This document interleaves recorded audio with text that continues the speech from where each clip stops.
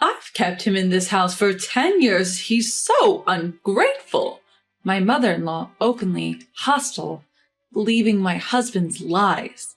My husband himself has changed from the man I once loved into a selfish monster. Is this his true nature? At this point, I don't even care. Enough! Who's the ungrateful one here? Good luck dealing with your bad attitude. My name is Clara, a 37-year-old working at a local bakery. I've been with my husband Albert since high school. His family has a long line of carpenters, and he joined the family business right after graduating. We got married at 24, and we're just an ordinary, happy couple. That all changed when we were 27. Clara, the hospital just called. Please come quickly. A frantic call from my usually composed mother-in-law at work. I rushed to the hospital and found my husband staring blankly ahead. He looked defeated, and my mother-in-law sobbing beside him. Clara, I can't move my legs anymore. At that moment, he broke down crying. I realized our lives would never be the same. Apparently, my husband went to the grocery store to buy drinks during his lunch break. My husband was waiting at a traffic light when a car hit him. His spine was damaged, paralyzing him from the waist down. After a long hospital stay, my husband came home, a completely different person compared to before the accident. We were living in a rental apartment, but then my usually quiet and craftsman-like father-in-law said, "You should live with us." And before my husband returned, he made his home accessible for us. We were financially unstable, so we gratefully accepted. I'm home. He entered the house in a wheelchair, his voice devoid of energy. He used to be cheerful, loud, and always cracking jokes. Now, he was like a stranger. Clara, is Travis doing well? Daddy, does he hurt? Our 2-year-old son, Travis, was worried. Travis loves spending time with his dad, especially going down the slide at the park. Whenever his dad has a day off, they head to the park and slide until Travis gets tired. Seeing his dad after a long time, Travis couldn't contain his excitement. He tugged at his dad's hand as if to say, "Let's go play over there." But his dad looked sad. Before the accident, he would have easily stood up, put Travis on his shoulders, and spun around. Now he can't do that for Travis ever again. His dad is still recovering both physically and emotionally. Just then, mother-in-law shouted, "Travis, your dad can't walk anymore. Go away." My mother-in-law suddenly yelled at Travis. Travis, only 2 years old, couldn't understand and burst into tears. Mother-in-law looked annoyed. Mother-in-law is noisy about such a son. I was looking at him with a face that said something like that. Mother-in-law has been more irritable. She's probably struggling to accept the situation. Travis, big boys don't cry. Come on, let's play with Grandpa. Father-in-law said, lifting Travis up. Travis smiled instantly. Father-in-law is usually quiet around us, but he adores his grandson Travis. For a moment, I saw a smile on father-in-law's face. During my husband's hospital stay, I was summoned by my in-laws. So, Clara, what are you planning to do? You're not thinking of leaving Albert, are you? Mother-in-law asked, a bit agitated. Father-in-law signaled her to stop. I wondered, do they think that I'm heartless? Their words stung a little. My feelings for my husband haven't changed, and Travis loves his dad too. We'll get through this as a family. Thank you for your concern. I plan to stay by my husband, I assured them. They seemed grateful. I've read many books to prepare myself, but I've come to realize that good intentions alone aren't enough. Since coming home, my husband has become quite demanding. That's not it. Come on, get it right. He'd snap, increasingly frustrated. He even threw a book at me once. You don't understand how I feel. A phrase I've heard too many times. Seeing his changed behavior, Travis started saying, Daddy is scary. My son started saying things like that. However, in front of the helpers and friends who come to visit him, he is a bright husband like before. Well, I guess I'll just take it easy from now on, he'd joke, and I felt a sense of nostalgia. Hey, Clara, come here. When my husband calls me in that urgent tone, it's usually about his bathroom needs. I was busy feeding Travis and couldn't leave. I'm sorry, mother-in-law, I can't step away right now. Could you please help Albert? Even if I say something like that, it'll be awkward for him if I go, right? I'll take over making dinner for Travis. That's what she said, but my mother-in-law hardly took care of my husband. She seemed to chat with him while I was at work, but that was about it. Seeing this, my father-in-law sighed. I'll go. Clara, sorry for always troubling you. He's gruff, but father-in-law is kind. He's also very proactive about helping my husband. When my husband first came home, he'd ask me, What are you doing right now? What book is that? He even helped me study. My mother-in-law didn't like that. Clara, why don't you quit your job? Albert is in such a condition you should support him properly. That's what she said. I knew what mother-in-law was getting at. Basically, when father-in-law and I are at work, stay-at-home mother-in-law has to take care of my husband. And she doesn't like it. Even though we mostly have a caregiver for that now. He's her own son. What's her deal? Plus, Travis is going to grow up. My husband can't work properly anymore, but we still need money. So, mother-in-law, could you please help out more? Father-in-law is helping me study, you know. We're family. Mother-in-law sighed at me. Don't you dare make a move on my husband. She glared at me. What? Is she insane? My husband is still selfish and mother-in-law says ridiculous things. I've thought about taking Travis and leaving many times. But my parents are taking care of my elderly grandmother at home. I couldn't think of going back there, and I didn't have the courage to live alone with my son. Clara, you've aged.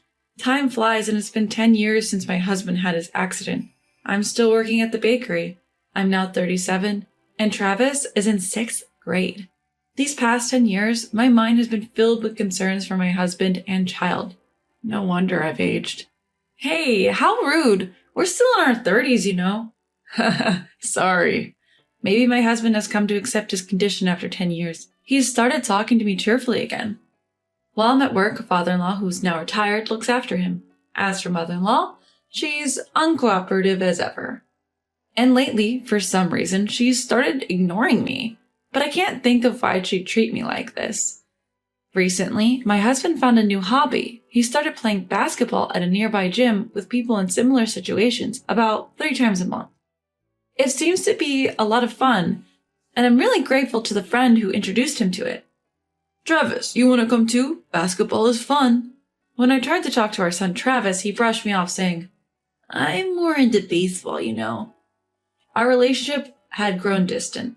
Travis, who once adored his dad, now saw him mostly as an angry figure. My husband didn't think he was the problem. Isn't he a bit young to be in his rebellious phase? He'd joke, leaving me with no choice but to sigh. Out of the blue, I got a call from my mom back home. Hello, Mom, it's been a while. What? My elderly grandmother had passed away. She had been suffering from dementia and had been in a care facility for years. She caught a cold, which turned into pneumonia. I was told she looked peaceful when she passed, surrounded by family. That gave me some comfort. Only Travis and I attended the funeral. My parents live in the next town over, a good drive away.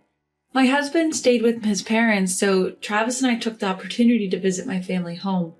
Seeing my parents again, they had aged significantly.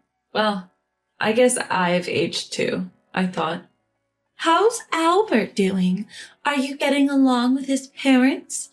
My mom asked, looking concerned. I felt like crying just looking at her. Meanwhile, Travis was happily playing video games with his cousins. I hadn't seen him smile like that in a long time. Well, his dad's fine, his mom not so much, I said, forcing a smile. My parents reassured me, You can always come back home. Knowing I had a place to return to made me feel stronger. Coming back from a quick grocery run, I find my son standing in front of my husband's room. What are you up to? I'm about to ask, but he puts his finger to his lips, signaling me to be quiet. Inside, I hear my mother-in-law's angry voice and my husband trying to calm her down. I know eavesdropping is wrong, but I can't help but listen, and what I hear is shocking. Hey, Clara, when are you getting back home? Get back here now. A few days later, my husband calls, clearly frustrated that my son and I haven't returned. After overhearing that conversation between my husband and his mom, we left his parents' house immediately. We went straight back to my parents' house. When I told them what happened, they welcomed us with open arms, though visibly concerned. I'm not going back there. I'm a burden, right? I'll give you the divorce you want. My husband snaps. What are you talking about? Just come back. We need to talk. He hangs up abruptly. My parents, who were listening nearby, look worried. My dad stands up and says, "Let's go." We leave my son Travis with relatives and head back to my in-law's house. Travis, sensing the tension, tells me, "Mom, don't back down." I'm touched by his courage. They better be ready for me. "We're back." Hearing this, my irate mother-in-law storms out to greet us. "What's the meaning of this?" "Oh, Clara's parents. What brings you here today?" I sense her irritation despite her polite tone. "We're here to discuss Clara and Albert's divorce," my dad says, visibly angry. In the living room, my husband is sitting in a wheelchair, clearly surprised by my parents' sudden appearance. He glares at me as if to say, "How dare you bring your parents?" He always does this when he's unhappy, just glares at me. His mom does the same. Lately, he's been staring at me like he's watching me, wondering what he doesn't like. They're like two peas in a pod. Do you always glare at Clara like that? My mom asks, also angry. In this tense atmosphere, only my father-in-law remains calm. "A few days ago, the police came to our house. They said we were mistreating our daughter-in-law. They left after a brief talk. Do you know anything about this, Clara?" "Yes, I was the one who called the police," I reply calmly. Upon hearing this, my husband and mother-in-law explode in anger. "See, it's all her fault. She's crazy. You should divorce her." If anyone's crazy, it's you two. My husband is nodding in agreement next to me. But father-in-law is different. "Clara, there must be a reason. Speak up." He says this in a gentle voice. "A few days ago I came back here. Albert and the others didn't seem to notice, but what I heard was so horrifying. I realized I can't live with them anymore." Father-in-law wasn't home at the time. He looked puzzled, but these two are different. Their faces have turned pale. Do they recognize themselves? "What are you talking about? Are you okay?" My husband looks at me with a smug face, probably thinking I have no evidence. But my son Travis was quite vigilant. "Do you want to see a video? Travis recorded this." I play a video. In it, my husband claims that I've been having an affair for years. After that, I'm plotting to take over the house. He says he's told me multiple times he wants a divorce so he can remarry someone he met through basketball. Mother-in-law is furious after hearing this. "Divorce her immediately. She's even flirting with your father. I won't forgive her this time." But mother-in-law wants to keep Travis as the heir. The balcony on the second floor. The floor is old, about to give way. Can't we use that to get rid of Clara? Mother-in-law grins as she says this. "That's going too far. But if she gets injured, maybe she'll understand how I feel." That's what they said.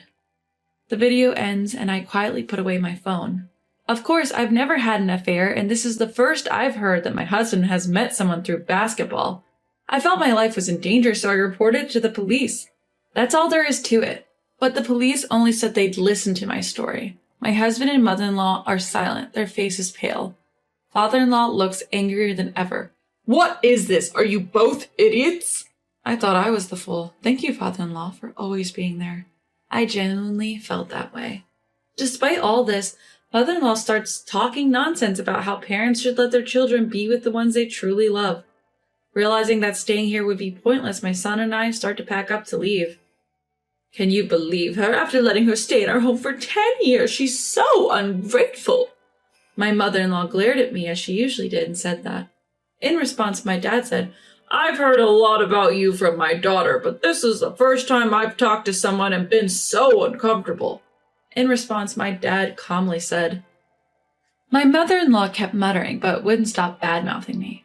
Fed up, I finally snapped, "Enough! Who's the ungrateful one here? Good luck with your miserable life, you nasty woman." I left their house with my parents. After that, my husband and I got divorced. Some people who didn't know the full story called me a heartless wife, but I told the truth to my close friends. Word seemed to spread among my ex-husband's friends, and now hardly anyone visits him. I don't know if that's the reason, but after a while, my ex-husband and his mother started reaching out. I never picked up the phone. When they realized I wasn't answering, they started sending a barrage of messages, all strangely pleading for reconciliation. Funny enough, all the messages were about wanting to get back together. Didn't he say he found someone better? Reading his words like, "I took you for granted.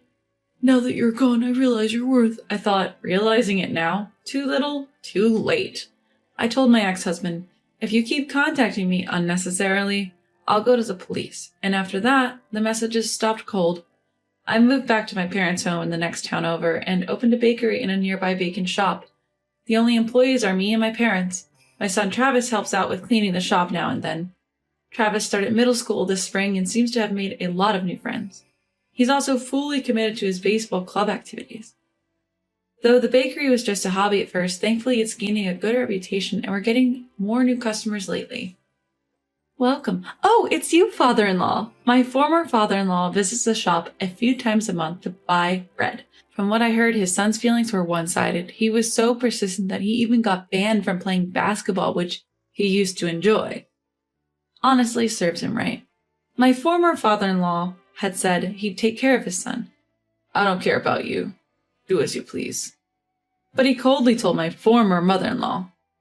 That seemed to have shaken her, and now she's actively taking care of her son, which made me chuckle. There are some financial worries, but with my parents' support, we're managing. I'm home. Oh, Grandpa's here. Play catch with me. You've grown again, haven't you, Travis? Your grandpa used to be the ace of his middle school baseball team. Bring it on. Watching their heartwarming conversation, I strongly vowed to make the most of my new life together with my precious family.